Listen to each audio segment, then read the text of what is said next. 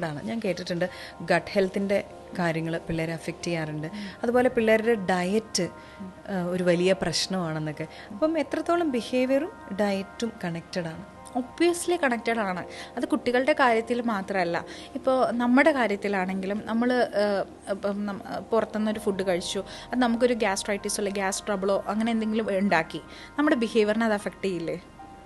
നമുക്ക് എങ്ങനെ നന്നായിട്ട് സുഖമില്ലെങ്കിലേ അസ്വസ്ഥത നമുക്ക് എങ്ങനെ നമ്മുടെ ക്വയറീസ് അല്ലെങ്കിൽ നമ്മുടെ ജോബൊക്കെ നന്നായിട്ട് ചെയ്യാൻ പറ്റും?